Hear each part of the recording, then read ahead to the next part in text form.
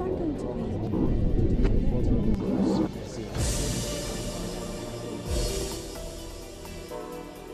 The Netherlands. It's known for its liberal and innovative policies, including being one of the first countries to legalise prostitution, euthanasia and same-sex marriage.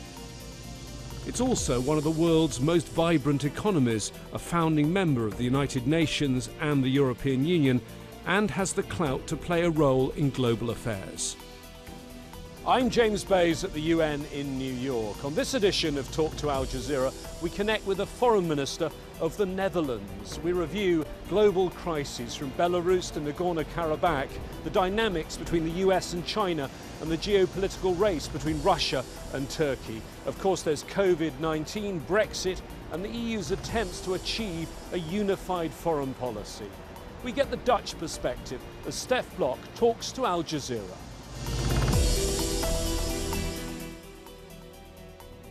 Stef Blok, Foreign Minister of the Kingdom of the Netherlands, thank you for joining us here on Talk to Al Jazeera. If I can start this interview, and it's in a rather negative way, by looking at the state of the world. We have 1 million people around the world who've died from coronavirus. We have the worst recession this century. We have a climate crisis. We have growing nationalism and racism. And really, it seems a lack of international leadership. It's a very grim picture, isn't it? Well, James, if you paint it that way, it's grim and of course true, but I think it's not the whole picture. I think we still can conclude that the world has seen tremendous advance over the past decades because of a number of factors, of course technological development, developments in healthcare, but also international cooperation. And indeed, international cooperation is not running as smoothly as we would like it to be, not running as smoothly as it might have been about a decade ago, but still very much worthwhile fighting for because of the progress that we've seen. Okay, well, let's look at some of those issues in depth. First, let me take you back 75 years. Your country, the Netherlands, had been liberated. It was a free country once again after Nazi occupation. It was also a founder member of the United Nations. 75 years on, I don't know if you'll agree, that system appears to be creaking. COVID-19 was the big test, and let me quote you from the UN Secretary-General Antonio Guterres. He spoke during the high-level week at the UN here in New York in a Security Council meeting. He says the pandemic is a clear test of international cooperation, a test we have essentially failed. He said the death toll was the result of a lack of global preparedness, cooperation, unity and solidarity. Would you agree? I fully agree with what you mentioned and what Secretary General Guterres said about the UN not achieving all the goals that we would like them to achieve. But let's be proud of what we achieve and realize that there are, again in this time, children hungry, living in a situation of war, and that it is our obligation to make the UN, to make international organizations work as best as we can. When it comes to COVID-19, that, as we say, is the big test. Let me just give you an example of where things in the UN system don't seem to be working. It took the UN Security Council over 3 months to agree a simple Security Council resolution on the virus and to agree with the idea that the Secretary-General put forward that there should be a global ceasefire. Why on earth does it take 3 months to agree with things that surely, if you're the premier body dealing with international peace and security, should be something you agree with straight away? There are a number of reasons to answer your question why decision-taking in the Security Council is so difficult, even in the case of a global pandemic. But a pandemic in these days also becomes politicized and part of international power play. Nevertheless, we see international cooperation, for instance, countries bundling together in providing aid, in working together on developing vaccines. And I want to put all my energy and effort in making the international corporations that work, that offer possibilities to flourish, in fighting this pandemic and not just let myself be completely blocked by what is not working. That blockage at the beginning seems to have been mainly a spat between China and the US. Now, the EU broadly still supports the World Health Organization. The US has pulled out of the World Health Organization. Do the US have a bit of a point on this with regard to China, that the World Health Organization has a China problem? Because it seems to me that World Health Organization officials seem very reluctant ever to criticize China. We asked the World Health Organization to do a thorough and impartial investigation into the start of the pandemic, into the measures that different countries and international organizations have taken. And no doubt there are reasons to be critical on things that happened in this procedure. But where I don't agree with the US decision is that stepping out of World Health Organization doesn't make the organization better. We need, in a pandemic, cooperation more than ever. We need to inform each other about the threats we are facing, about what works and what doesn't work. So I also told directly to my US friends, I understand a lot of your criticism, but leaving the team is never a solution for a team that doesn't play well. We have to improve the team. Now, the row between China and the US goes way beyond COVID-19. How worried are you about it? How damaging is it? And could it be the beginning of a new Cold War? I am worried about the rising tensions between the US and China because we are not afraid to speak out openly about things that we don't agree with. I recently had a very open meeting with my Chinese colleague here in The Hague, where I spoke out in favor of the Uyghur community, the civil liberties in Hong Kong. I'm also very open about the fact that the Dutch companies face intellectual property issues whenever they operate within China. I want to be very open when that's necessary. At the same time, I believe that we should engage with China. That we should, in order to avoid what you mentioned, possible new Cold War, look for solutions together. For instance, we do cooperate strongly in the field of fighting climate change, which is a global issue. There are very beneficial cooperations in the business world, in the scientific world. We need to create more common interest in order to avoid the world breaking up into parts. You are the foreign minister, I know not the finance minister, but I'd like to draw on your background a little because you used to work in finance, you used to work in banking. As you look at the global recession the world is facing, what are your fears? How long-lasting do you think this will be? A lesson from the past is that international trade and movement of people as soon as the pandemic will allow it again, it is essential for international prosperity. So we should not fall back into protectionism. We should take the right economic measures, which for now means spending to support the economy in our countries, but also work together to help countries in a more dire situation. You say that you should work to help countries in a more dire situation, but already within the European Union, you have had disagreements. You're one of the countries, the so-called Frugal Four, along with Austria, Sweden and Denmark. Is there at home there in the Netherlands a reluctance to keep bailing out other EU members? It's very much part of the public debate, especially what steps should be connected to helping fellow European countries. The Dutch public feels itself very much engaged in Europe. We're in the midst of it, we're part of it, we are a trading country, we are an open country. We want to be part of the European Union. At the same time, in the Netherlands, we've taken really tough measures during the financial crisis. For instance, raising pension age. Ordinary Dutchmen will have to work till 67, 68.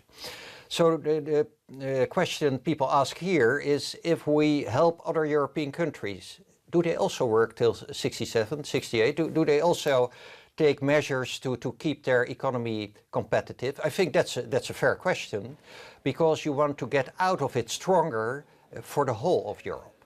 I think the agreement we reached during the July summit was a fair agreement, because it contains both help for the most affected countries, but also the condition to reform your economy in order to come out of the crisis stronger. For the Netherlands, were these sorts of disputes, financial disputes in the EU, easier before Brexit, when you had the UK, another G7 country, in your corner fighting the same arguments as you? Indeed, we dearly miss our British friends. Of course, we respect the outcome of the UK referendum, but it is a divorce we didn't ask for.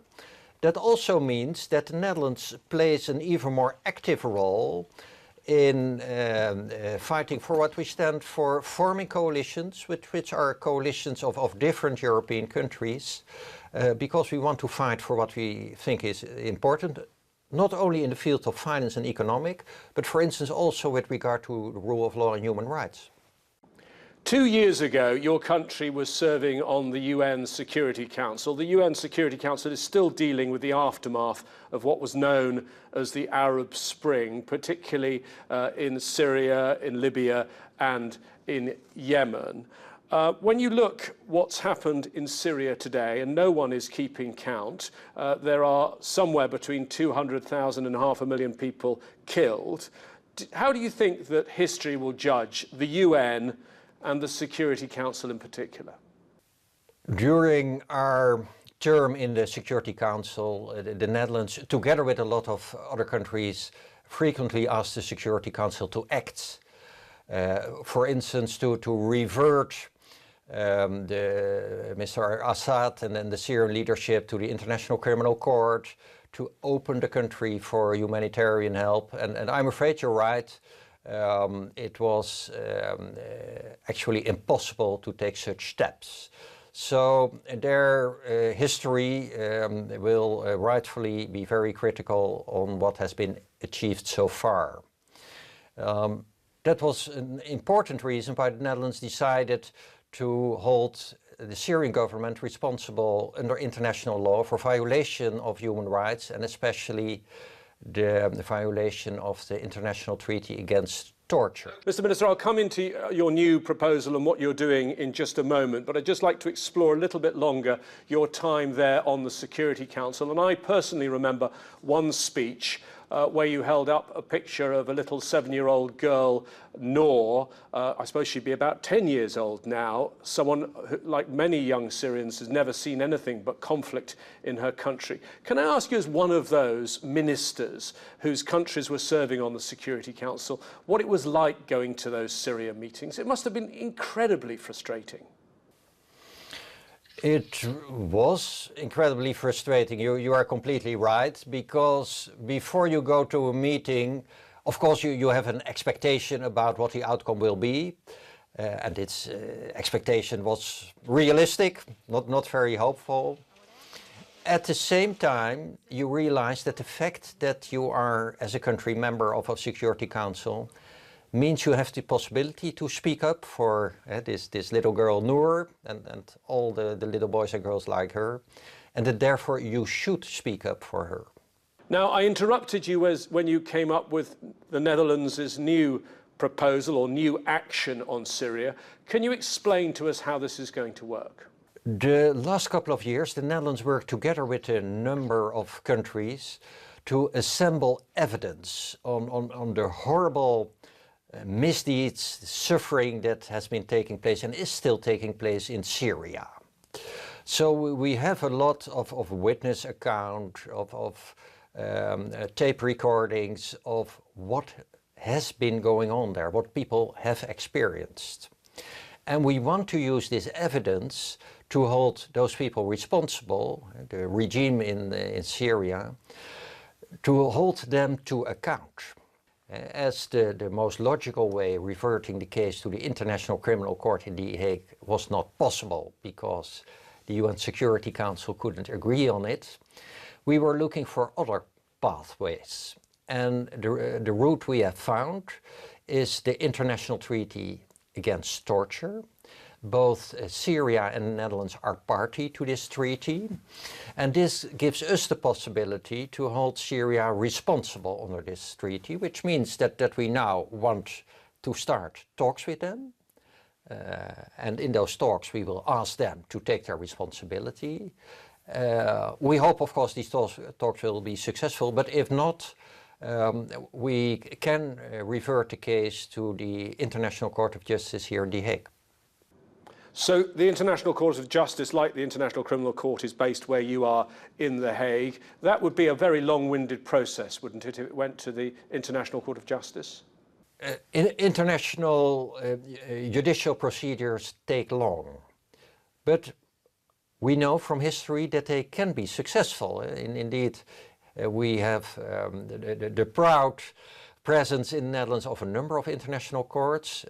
One of them used to be the Yugoslavia court, and a number of the highest ranking officials have been tried and convicted here in The Hague for the crimes they committed in the former Yugoslavia. This is incredibly important to the survivors, to relatives of victims. It's also important to make it possible to work on the future, because you need justice, you need openness about what has happened to make it possible to reconstruct a society and a country. And that's why we firmly believe that we have to take this step in Syria. It is necessary for the victims and their relatives, but it is also necessary to make it possible to rebuild a new Syrian society. I understand that the step you're proposing is a step towards accountability, but let me just bring up the downside, which is that it doesn't cover any specific case, and it wouldn't be a criminal trial of those who were responsible. No one would actually be in the dock if it went to the International Court of Justice. Am I right? You're completely right that the treaty we are using as the foundation for our legal step knows only states as relevant parties, so not persons. If the case might be brought to the International Court of Justice, and the ruling would indeed be that Syria would have to take its responsibility, it would offer us and others involved the possibility to step, for instance, to the Security Council again and say there is a ruling here by one of the most high-ranking international courts that we all recognize, that says steps should be taken to hold those responsible in Syria to account. In the Assad regime, the name says it all. One man has ultimate power, Bashar al-Assad.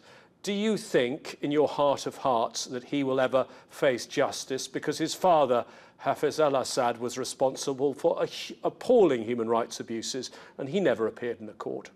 I already referred to the Yugoslavia court that we hosted here in the Netherlands, and very important leaders on all sides of the war that took place there have been tried and convicted here in The Hague.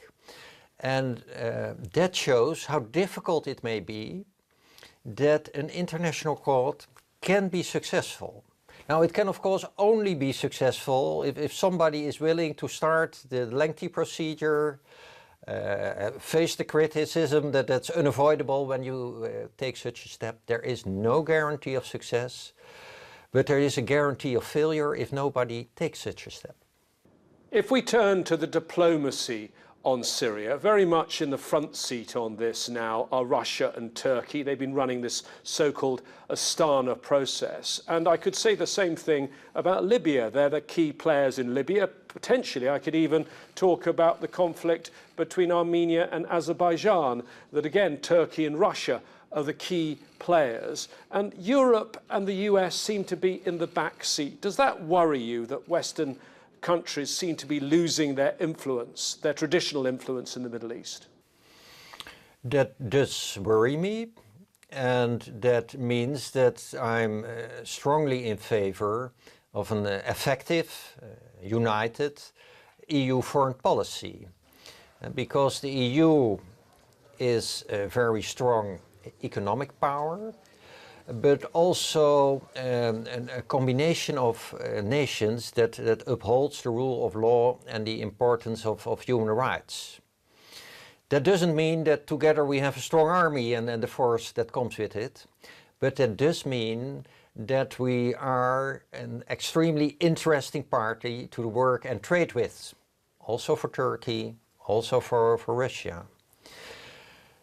And that means that we should engage with the situation in Libya, which actually the European Union does, and where we sometimes, luckily, see some shimmers of hope. That means that we have to engage with Turkey about things that we agree on and with things that we don't agree on. And I'm a very strong supporter within the European community of acting together in the fields of foreign affairs.